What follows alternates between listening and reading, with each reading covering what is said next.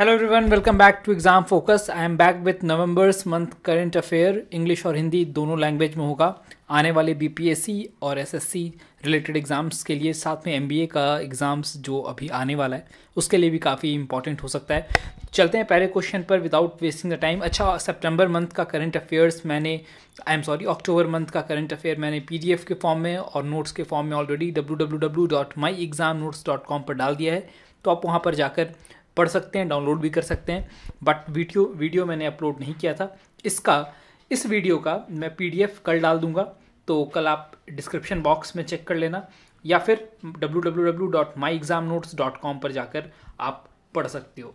अब चलते हैं इस महीने के इंपॉर्टेंट करंट अफेयर्स पे। ये वाला क्वेश्चन अक्टूबर मंथ का था, लेकिन ये मैंने मेंशन नहीं किया था लास्ट वीडियो में, इसलिए मैं इसको सबसे पहले पिकअप कर रहा हूँ। क्वेश्चन है, which country launched air exercise clear sky 2018 with NATO countries? North Atlantic Treaty Organization के कंट्रीज के साथ मिलकर किस कंट्री ने क्लियर स्काई 2018 लॉन्च किया? तो correct answer is Ukraine. Ukraine और नाटो कंट्रीज का ये एयर एक्सरसाइज था, और कंट्रीज जैसे Denmark, Estonia, Netherlands, Poland, United states, UK, Romania जैसी कंट्रीज़ इन्वॉल्व थी इसमें। और यहाँ पर आपको स्टैटिक जीके में जानना चाहिए, नाटो का हेडक्वार्टर कहाँ पर है? It is in Brussels, Belgium. तो आपको पता होगा, इंपॉर्टेंट है, ये बेल्जियम में है। और नाटो फाउंड किया गया था 1949 में, वॉशिंगटन डीसी में 4 अप्रैल 1949 को। और प्रेजेंटली नाटो के 29 मेंबर्स हैं। हालांकि करंट अफेयर्स में आपको ये जानना है कि यूक्रेन के साथ नाटो का क्लियर स्काई नाम का, अभी घुमाकर क्वेश्चन यहाँ पर ये भी पूछा जा सकता है एक्सरसाइज का नाम क्या था, तो क्लियर स्काई 2018। और नाटो ऑब्वियसली एक नॉन गवर्नमेंटल ऑर्गेनाइजेशन है जो कि नॉर्थ अमेरिकन और यूरोपियन कंट्रीज से मिलकर बना है। Moving to the next question, we have Bhuseva and Bhudaar web portal launched in which among the following states? Obviously जो भूसेवा और भूदार पोर्टल है, वेब पोर्टल है, आप यहाँ पर पिक देखकर समझ गए होंगे answer. The correct answer is where it is Andhra Pradesh. ठीक है, आंध्र प्रदेश सही आंसर है। और इस ऐप का वेब पोर्टल को लॉन्च करने का चंद्रबाबू नायडू, जो कि वहाँ के चीफ मिनिस्टर हैं, ये लक्ष्य था या ये मोटो था कि जो लैंड रिकॉर्ड है, जो ज़मीन के कागजात हैं, वो मोबाइल ऐप के थ्रू आप इजीली देख सकते हैं। तो किसी तरह से मतलब आई एम सॉरी, जो ऑफिसेज हैं वहाँ पर जाने की ज़रूरत नहीं है। आपको बस अपना आधार नंबर के थ्रू आप अपना लैंड रिकॉर्ड देख सकते हैं। और भूधार सिक्योरिटी की तरह काम करेगा लैंड रिकॉर्ड पर। तो ये दो फंक्शनैलिटीज़ हैं भूसेवा और भूधार के। ऑब्वियसली ये जो यूज़र फ्रेंडली होगा, और ये रूरल एरियाज़, एग्रीकल्चर लैंड और अर्बन सब अर्बन एरियाज सबके लिए लागू होगा। Moving ahead, we have newly appointed DG, director general जिसे कहते हैं, of ITBP, Indo Tibetan border forces कहते हैं आईटीबीपी को। और इसका करेक्ट आंसर है SS Deshwal.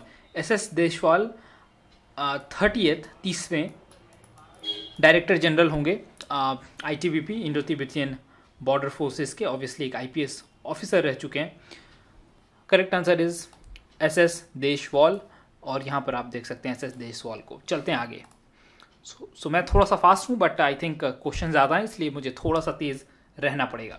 Which of the following organisation has won Forbes India leadership award, FILA जिसे कहते हैं, फिला कंपनी नहीं है, ब्रांड नहीं है ये, फिला फोर्ब्स इंडिया लीडरशिप अवार्ड या बेस्ट कंपनी अवार्ड भी कहा जाता है, पब्लिक सेक्टर कैटेगरी में दिया जाता है। और ये अवार्ड जाता है एनर्जी एफिशिएंसी सर्विसेज लिमिटेड को, to promote the green energy, renewable energy या क्लीन एनर्जी। तो answer is energy efficiency services limited. Now, who has been appointed as new chairman of Competition Commission of India? तो भारत के प्रतिस्पर्धा आयोग के नए अध्यक्ष कौन है? The answer is Ashok Kumar Gupta. Alok Kumar Gupta नहीं है, मैं मिटा देता हूँ, कन्फ्यूज़न ना हो आपको। Ashok Kumar Gupta is the new chairman of competition commission of India. 8 या 9 नवंबर का ये न्यूज़ है। ठीक है, अशोक कुमार गुप्ता, याद रखिएगा, आलोक कुमार गुप्ता नहीं, Ashok Kumar Gupta. Moving ahead, we have तो यहाँ पर आप देख सकते हैं अशोक कुमार गुप्ता को। Now famous American comic book writer dash passed away recently, he was co writer of Iron Man, Spiderman etcetera. जो लोग इन सीरीज पर और एवेंजर्स की सीरीज पर अगर देखते हो या इंटरेस्टेड हो तो आपको ज़रूर पता होगा इसका आंसर। तो प्रसिद्ध अमेरिकी कॉमिक बुक लेखक थे स्टैन ली, जो कि अब नहीं रहे, उनका देहांत हो गया कुछ दिनों पहले। और अरबों रुपये की कमाई करने वाली इन फिल्म्स ने मतलब दुनिया भर में नाम कमाया, मतलब स्टैन ली ने नाम कमाया। और स्पाइडरमैन, आयरन मैन, एवेंजर्स में जो सीरीज़ था, हल्क हॉल जो भी थे, थॉर, उन सब में इनकी बड़ी भूमिका रही है। अब चलते हैं next. Now at which place 38th India International Trade Fair was organised, किस जगह पर 38वां IITF भी इसको शॉर्ट में कहा जाता है, ठीक है, इंडिया इंटरनेशनल ट्रेड फेयर जिसे कहते हैं, जिसे प्रगति मैदान न्यू दिल्ली में लॉन्च किया गया, या मतलब union minister of state and culture Mahesh Sharma के द्वारा इसे लॉन्च किया गया या इनॉग्रेट किया गया, महेश शर्मा, ठीक है। और इस बार का थीम था रूरल इंटरप्राइजेज इन इंडिया, याद रहेगा, रूरल इंटरप्राइजेज इन इंडिया, ठीक है। मैं शॉर्ट में ऐसे लिख दे रहा हूँ यार, आप नोट्स बनाकर लिख लेना। एक और ज़रूरी बात यहाँ पर, जो पार्टनर कंट्री था इस इवेंट का वो था अफगानिस्तान, ठीक है, और जो पार्टनर स्टेट था वो था झारखंड,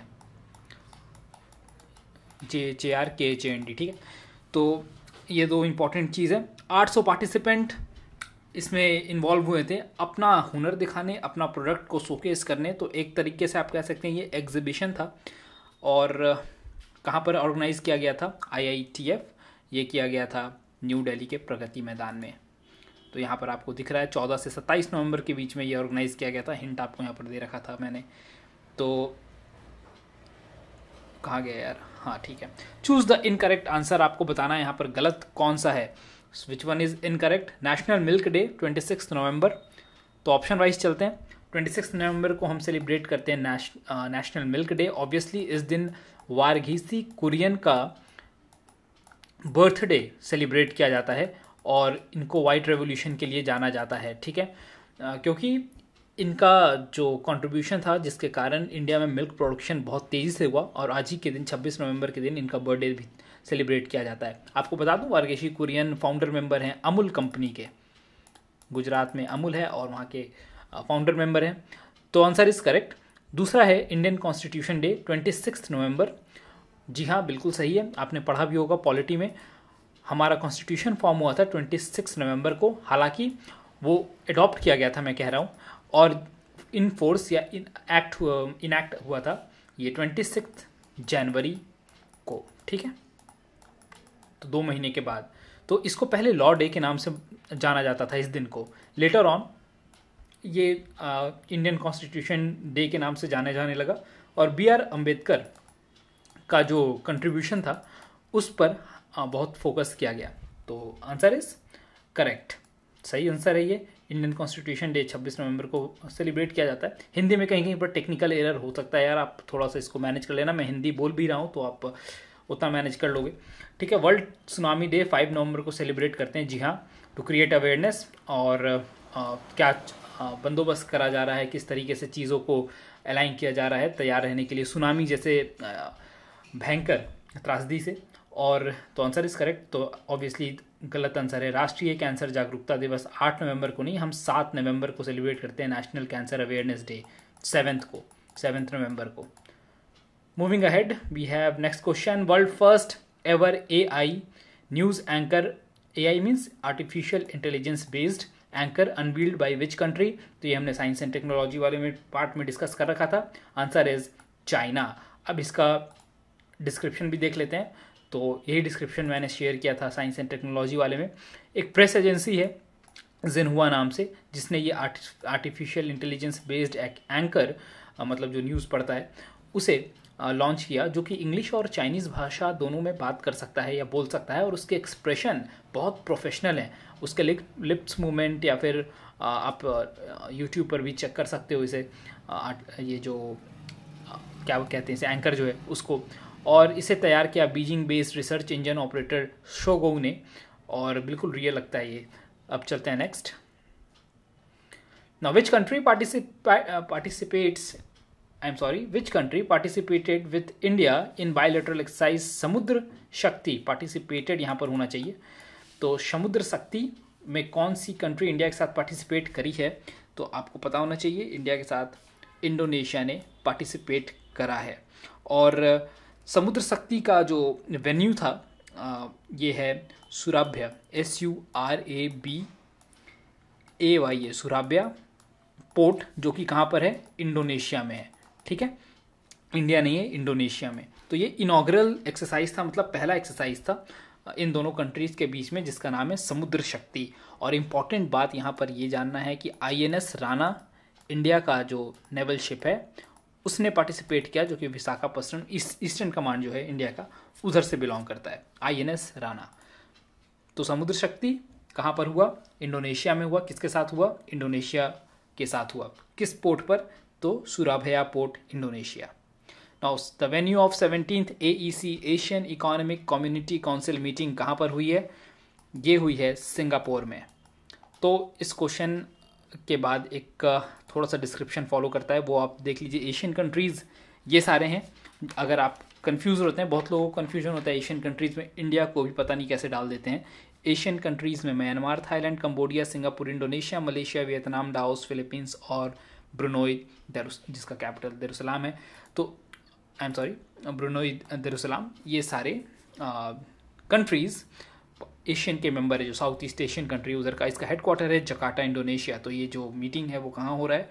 ये हो रहा है सिंगापुर में। Answer is Singapore. कहाँ गया भाई सिंगापुर? ये रहा।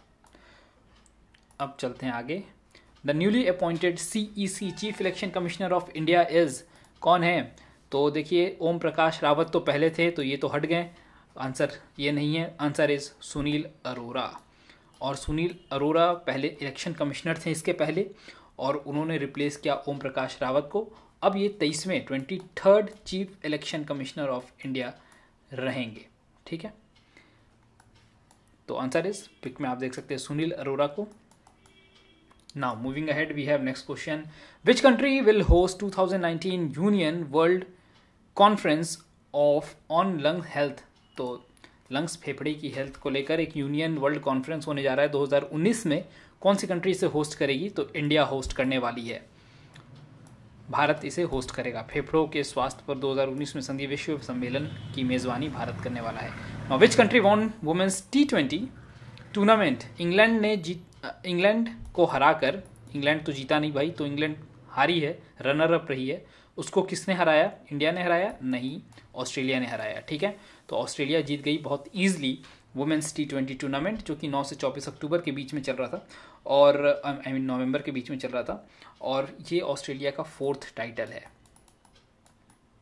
Okay, may be a probable question यहाँ से भी आ सकता है। वेन्यू भी जान लीजिए, वेन्यू है वेस्ट इंडीज़, आपको पता होगा वैसे तो आंसर।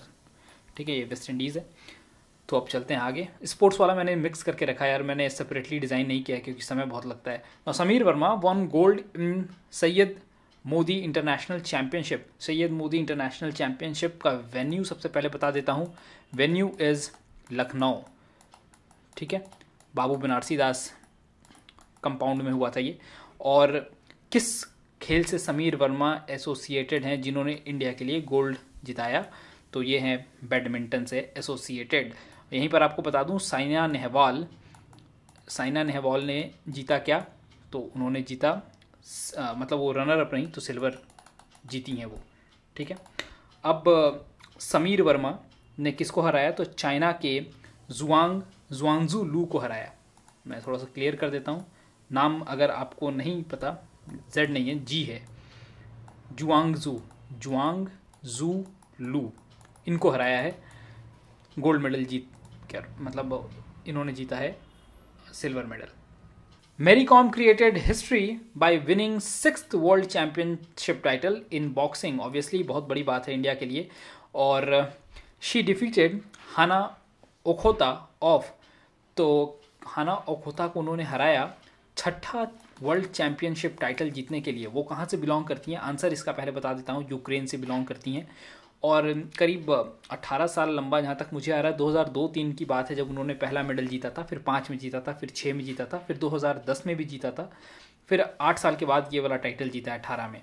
तो करीब मतलब बहुत बड़ा अचीवमेंट इनके लिए और इंडिया के लिए। और इन्होंने जीता क्या, गोल्ड मेडल जीता है, ठीक है, 48 kg कैटेगरी के अंदर। अब चलते हैं नेक्स्ट। नाउ सयाजी रत्न अवार्ड विनर 2018, सयाजी अवार्ड विजेता कौन है? तो देखिए रिसेंटली ये 6-7 साल के अंदर ये जो अवार्ड है ये दिया जा रहा है 6-7 साल से। 3 बार तो एक आदमी जीत चुका है, वो है अमिताभ बच्चन, और इस बार भी अमिताभ बच्चन ने जीता है। सोशल वर्क के लिए ये अवार्ड दिया जाता है, ठीक है। NR नारायण मूर्ति को भी दिया जा चुका है, रतन टाटा को भी दिया जा सका है, लेकिन अमिताभ बच्चन को 3 बार मिल चुका है। लगता है अमिताभ बच्चन से ज़्यादा लगाव था। बड़ौदा मैनेजमेंट एसोसिएशन के द्वारा सयाजी रत्न अवार्ड दिया जाता है। Now international tourism mart 2018 organised at which place, कौन सी जगह पर इंटरनेशनल टूरिज्म मार्ट 2018 या पर्यटन मार्ट जिसे कहते हैं 2018 ऑर्गेनाइज किया गया। ये किया गया त्रिपुरा की कैपिटल अगरतला में।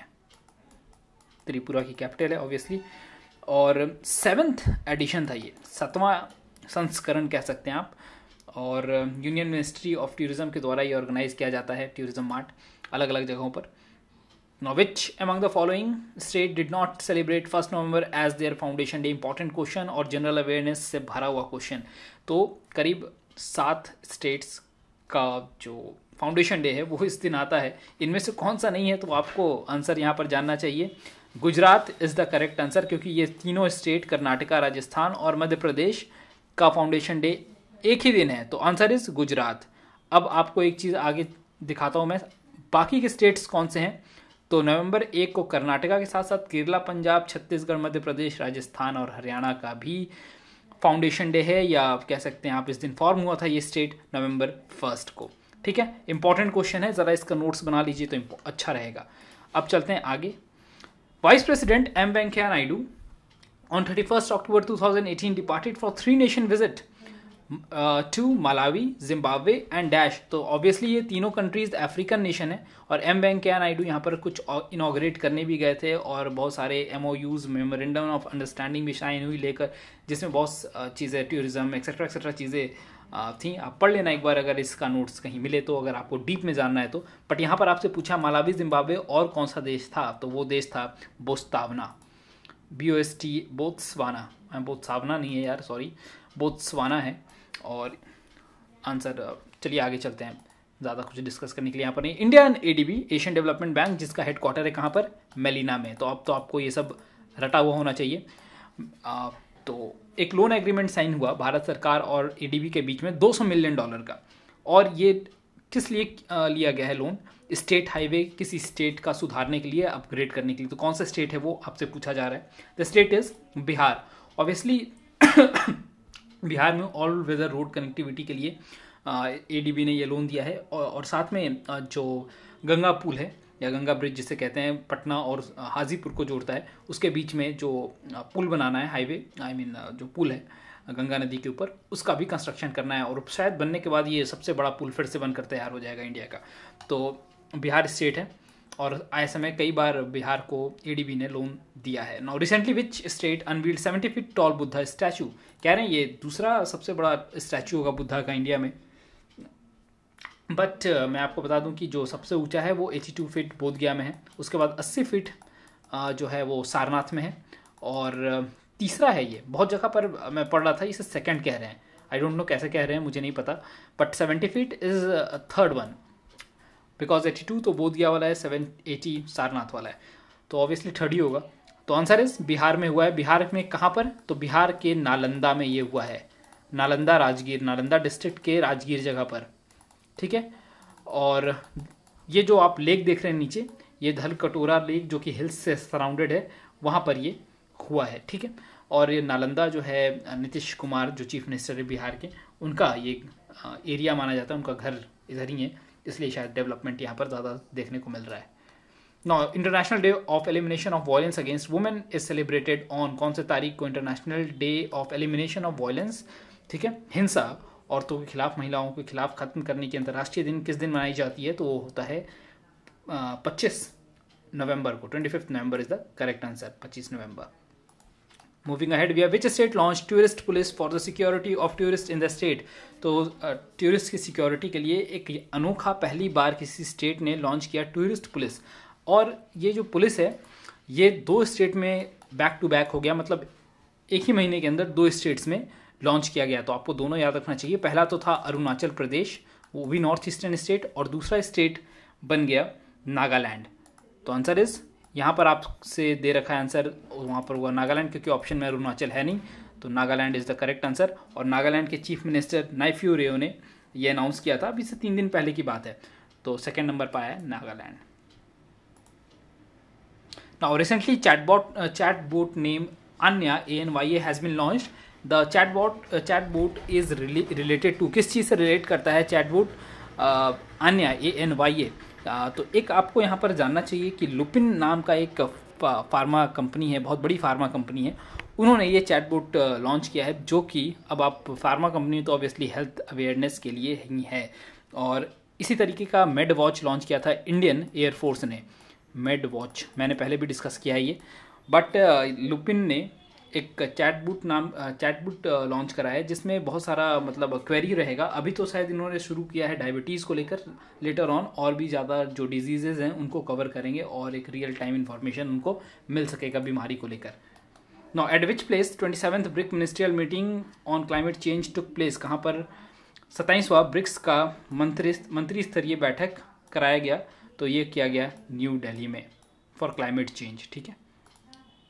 Now, joint military exercise between India and Dash named वज्र प्रहार commenced on 19th November 2018. India और किसके बीच में वज्र प्रहार नाम का जॉइंट मिलिट्री एक्सरसाइज लॉन्च किया गया? तो इंडिया और यूएसए के बीच में वज्र प्रहार इस बार कराया गया है। ठीक है, एक जॉइंट मिलिट्री एक्सरसाइज है इंडिया और यूएसए का, वज्र प्रहार।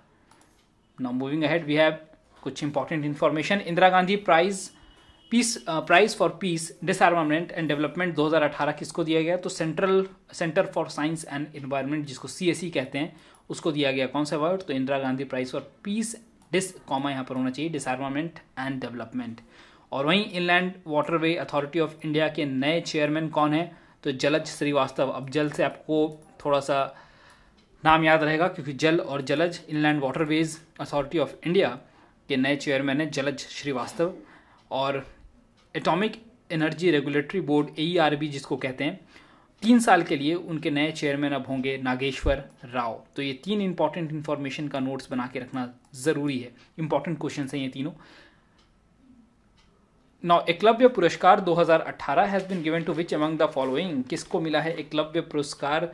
तो women hockey player Lilima Minz को ये अवार्ड से नवाजा गया है। कैश प्राइज इसमें 5 लाख होगा। और इम्पैक्ट नाम का एक इंस्टीट्यूट है जिसके द्वारा ये अवार्ड IMPACT, ठीक है, इनके द्वारा ये जाएगा लिलिमा मिन्स को, जो कि इंडिया को रिप्रेजेंट कर चुकी हैं हॉकी में कई बार। Now LNT Larsen and Toubro Mumbai open winner for 2018 is?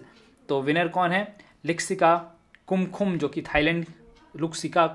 Thailand से बिलोंग करती हैं, और उन्होंने हराया इरीना क्रोमोचेवा जो कि रशिया से बिलोंग करती हैं। यहाँ पर मैंने क्वेश्चन फॉर्म में नहीं दिया, आपको 2-3 बात यहाँ पर बतानी है। रनर अप भी जाना ज़रूरी है और विनर भी जानना ज़रूरी है। और प्राइज मनी USD $20,000 इसमें रखा गया है। AR Rahman release his biography, what is it's name? AR Rahman ने अपनी बायोग्राफी रिलीज करी है, उसका नाम पूछा गया है आपसे, तो जीवनी जिसे कहते हैं। तो AR रहमान की बायोग्राफी किसने लिखी है? लिखने वाले का नाम भी लिख देता हूँ मैं, कृष्णा KRISHNA त्रिलोक। ये वो शख्स हैं जिन्होंने AR रहमान की बायोग्राफी लिखी है, और इस बायोग्राफी का नाम है नोट्स ऑफ अ ड्रीम। ठीक है, नाम याद रखना, notes of a dream. AR Rahman ने कई सारे अवार्ड्स जीते हैं अपने लाइफ टाइम में, और like Grammy award, golden globe, academy awards भी जीता, फिल्म फेयर तो ना जाने कितने जीते हैं, बाफ्ता अवार्ड। ऑब्वियसली चलते हैं नेक्स्ट क्वेश्चन पे। Answer is notes of the dream, biography of AR Rahman. Who is the winner of Paris master title? Paris master title के विनर कौन है? तो आंसर है करेन कैचेनोव। मैं सही तो प्रोनाउंस कर रहा हूँ, कैकहनोव, जो भी आप याद रख लेना यार, Russia. Runner up is Novak Djokovic of Serbia. ठीक है, मुझे लग रहा है मैं बहुत ज़्यादा फास्ट तो नहीं हूँ, चलिए फास्ट भी हूँ तो कोई बात नहीं। What is the theme of 13th G20 summit to be held in Argentina? तो अर्जेंटीना में 13वां G20 समिट हेल्ड हो रहा है, उसका थीम क्या है? तो theme is building consensus for a fair and sustainable development. Narendra Modi इस मीटिंग के लिए रवाना हो चुके हैं और अटेंड करेंगे वो इस मीटिंग को, जो समिट है उसको, और building consensus for a fair and sustainable development G20 summit Argentina का थीम है। Moving ahead we have okay guys, तो एंड होता है यहाँ पर वीडियो। अगर कोई क्वेरी होगी तो बताइएगा, और PDF आपको कल मिल जाएगा। सो इनफैक्ट आप एक बार चेक कर लेना यार, www.myexamnotes.com पर भी मिल जाएगा और यहाँ पर डिस्क्रिप्शन में भी मिल जाएगा। So thank you very much, keep watching exam focus, bye bye, take care.